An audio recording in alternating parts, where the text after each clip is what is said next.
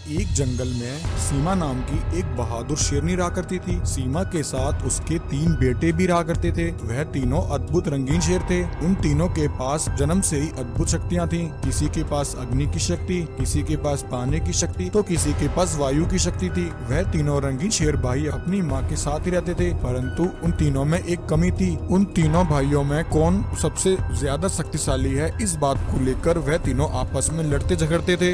एक दिन वह तीनों रंगीन शेर भाई एक पेड़ के पास आते हैं। तभी हरा शेर, जिसके पास अग्नि की शक्ति थी, वह अपनी आग से उस पेड़ को जला देता है और कहता है, हा हा हा हा, देखो मेरे भाइयों, मैं तुम दोनों से अधिक शक्तिशाली हूँ। मैं अपनी शक्ति से किसी को भी जला सकता हूँ। नीला शेर, जिसके पास पानी की शक्ति थी, वह अपने पानी से उस पेड़ की आग को बुझा देता है और कहता है, हा हा हा हा, देखो मेरे शेर भाई, मैंने अपने पानी से तुम्हारी आग को कैसे बुझा दिया, इसलिए मैं तुमसे अधिक शक्तिशाली हूँ। यह सुनकर लाल शेर, जिसके पास वायु की शक्ति थी, वह उस पेड़ को हवा में उड़ा देता है और कहता है, यह देखो भाइयों, ना तुम्हारी आग चली और ना तुम्हारा पानी। देखते ही देखते यह पेड़ मेरी हवा से उड़ गया, इसलिए मैं तुम दोनों से अधिक शक्तिशाली हूँ। वह तीनों रंगीन शेर भाई आपस में लड़ ही रहे होते हैं कि उन तीनों को लड़ता देखकर उनकी माँ सीमा शेरनी वहाँ आती है और कहती है, मेरे प्यारे बच्चों, यह तुम तीनों क्या कर रहे हो? मेरी बात ध्यान से सुनो। तुम तीनों बचपन से ही अद्भुत शक्तियों के साथ पैदा हुए हो, इसलिए तुम तीनों ही शक्तिशाली हो। अगर तुम तीनों भाई एक साथ रहोगे तो तुम तीनों से अधिक शक्तिशाली इस संसार में कोई नहीं। मेरी यह बात ध्यान रखना। वहीं एक दिन जंगल में दूसरी दुनिया से एक शैतानी बाघ आ जाता है। वहां आकर वह शैतान बाघ जंगल के जानवरों पर हमला कर देता है और सभी को एक एक करके मारने लगता है। इतना कहकर वह शैतान बाघ और जानवरों को अपना शिकार बनाने लगता है। तभी जंगल का एक भालू यह सब देख लेता है और सभी जानवरों को लेकर रंगीन शेरों के पास आता है। महाराज महाराज, हमारी रक्षा कीजिए। हमारे जंगल में दूसरी दुनिया से एक शैतानी बाघ घुस आया है। महाराज, वह शैतानी बाघ बहुत खतरनाक है। उसने हमारे जंगल के कई जानवरों को मार डाला और वह इसी ओर आ रहा है महाराज। भालू की बात सुनकर हरा शेर कहता है, अरे भालू, यह तुम क्या कह रहे हो? उस बाघ की इतनी हिम्मत, मैं उसे नहीं छोड़ूंगा। मैं उसे अभी जाकर देखता हूँ। यह कहकर हरा शेर उस शैतानी बाघ को मारने के लिए उसके पास आ जाता है। अरे दुष्ट बाघ, तुम्हारी इतनी हिम्मत, तुम हमारे जंगल में घुसकर हमारे जानवरों को मार रहे हो। मैं तुम्हें नहीं छोड़ूंगा। यह कहकर हरा शेर शैतानी बाघ पर हमला करने जाता है। तभी शैतानी बाघ अपनी शक्तियों से हरे शेर पर हमला करता है और उसे वहां से मारकर भगा देता है। हरा शेर वापस सभी जानवरों के पास आ जाता है। नीला शेर कहता है, हा हा हा, क्या हुआ भाई? तुम उसका सामना नहीं कर सके? मुझे तो पहले ही पता था यह तुम्हारे बस का नहीं है। यह कहकर नीला शेर शैतानी बाघ के पास आ जाता है और अपनी पानी से उस पर हमला करता है, परंतु वह शैतानी बाघ अधिक शक्तिशाली था, तो वह नीले शेर को भी अपनी शक्तियों से मारकर भगा देता है। नीले शेर को वापस आता देख लाल शेर उस पर हंसने लगता है। हा हा हा हा हा, क्यों भाई, क्या हुआ? आखिर तुम्हारा पानी भी उस बाघ के आगे फेल हो गया।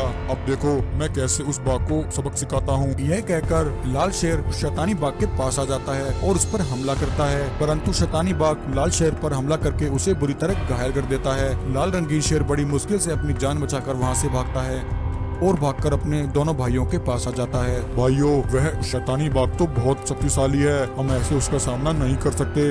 यह कहकर वह तीनों रंगीन शेर अपनी माँ के पास आ जाते हैं और उसे सारी बात बताते हैं। तब उनकी माँ सीमा शेरनी कहती है, मेरे बच्चों, मैंने तो तुम्हें पहले ही कहा था, तुम अकेले शक्तिशाली नहीं हो। तुम तीनों मिलकर एक साथ उस शैतानी बाघ पर हमला करोगे तो वह शैतानी बाघ तुम्हारा कुछ नहीं बिगाड़ पाएगा। शेरनी अपने बेटों से यह सब कह ही रही थी कि तभी वह शैतानी बाघ वहाँ आ जाता है। मेरे बच्चों, यही समय है अपनी बहादुरी दिखाने का। जाओ और उस शैतान को खत्म कर दो। फिर क्या था, वह तीनों रंगीन शेर भाई एक साथ अपनी शक्तियों से उस बाघ पर हमला करते हैं। हरा शेर अपनी आग से शैतानी बाघ को जला देता है और लाल शेर अपनी शक्ति से उस बाघ को हवा में उड़ा देता है। भाइयों, माँ ने सही कहा था, हम तीनों ही शक्तिशाली हैं, हमसे अधिक शक्तिशाली कोई नहीं। वापस जीवित होकर गब्बर शेर बहुत खुश होता है और गोल्डन शेर का धन्यवाद करता है। तभी शेर खान अपनी गुफा में बैठा आराम कर रहा होता है। शेर खान बोलता है, क्या हुआ सिम्बा, आज मेरे घर का रास्ता कैसे भूल गए? जंगल में गब्बर और सिम्बा नाम के 2 शेर भाई रहते थे। गब्बर और सिम्बा दोनों भाई बहुत ही ताकतवर थे। दोनों हर रोज जंगल में एक साथ शिकार करने के लिए निकलते थे और दोनों मिलकर जंगल के सभी जानवरों की रक्षा किया करते थे।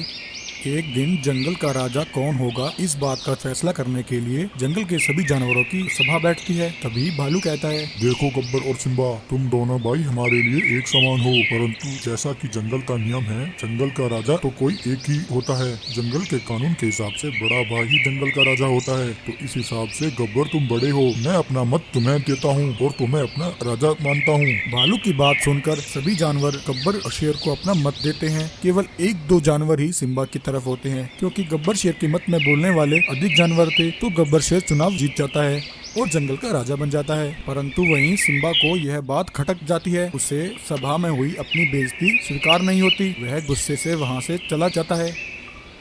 सिम्बा बहुत गुस्से में होता है और जंगल में शेरखान बाग की गुफा के पास आ जाता है। शेरखान अपनी गुफा में बैठा आराम कर रहा होता है। शेरखान बोलता है, क्या हुआ सिम्बा, आज मेरे घर का रास्ता कैसे भूल गए? सिम्बा बाघ को सारी बात बताता है कि जंगल के सभी जानवरों ने मिलकर गब्बर को अपना राजा मान लिया है और उसके हक में बोलने वाला कोई जानवर नहीं है। शेरखान, आज मेरे भाई ने भरी सभा में मेरा अपमान किया है। मुझे किसी भी तरह जंगल का राजा बनना है। मुझे तुम्हारी मदद चाहिए। बदले में मैं तुम्हें अपना मंत्री घोषित कर दूंगा। फिर हम दोनों यहाँ रहकर जंगल पर राज करेंगे। सिम्बा की बात सुनकर शेरखान बाघ उसका प्रस्ताव स्वीकार कर लेता है।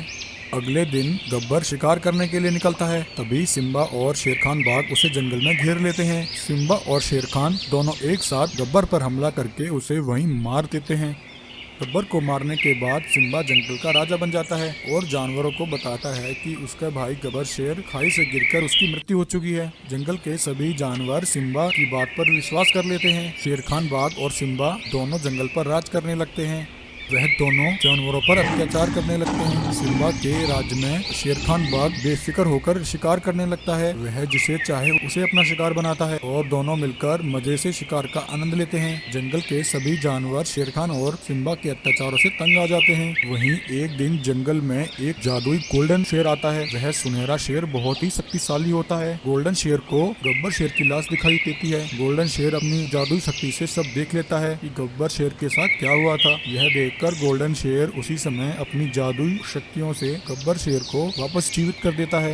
वापस जीवित होकर गब्बर शेर बहुत खुश होता है और गोल्डन शेर का धन्यवाद करता है। तभी गोल्डन शेर कहता है, गब्बर शेर, मुझे तुम्हारी सारी कहानी पता है। तुम्हारे भाई ने तुम्हारे साथ धोखा किया है। तुम्हारा भाई जंगल के जानवरों पर अत्याचार कर रहा है। तुम्हें उसे उसके पापों का दंड देना होगा। गोल्डन शेर की बात सुनकर गब्बर शेर बोलता है, परंतु गोल्डन शेर, मैं अकेला सिम्बा और शेर खान का सामना कैसे करूंगा? गब्बर के इतना कहते ही गोल्डन शेर अपनी सारी शक्तियां गब्बर शेर को दे देता है। गब्बर शेर, मैंने अपनी सारी शक्तियां तुम्हें दे दी हैं। अब तुम जाओ और उन दोनों को अंजाम तक पहुंचाओ। गब्बर शेर उसी समय सिम्बा और शेर खान के पास आ जाता है। गब्बर को जिंदा देखकर सिम्बा, शेर खान और जंगल के सभी जानवर हैरान हो जाते हैं। अरे दुष्ट गद्दार, मैंने तुझे अपने भाई से भी बढ़कर प्यार किया, परंतु तूने मेरे साथ ही गद्दारी की और इस शेर खान के साथ मिलकर मुझे मार डाला। मैं तुझे नहीं छोड़ूंगा। इतना कहकर गब्बर शेर उसी समय अपनी शक्तियों से शेर खान और सिम्बा को वहीं मार देता है और वापस जंगल का राजा बन जाता है। सभी जानवर गब्बर शेर के राज्य में वापस खुशी खुशी रहने लगते हैं।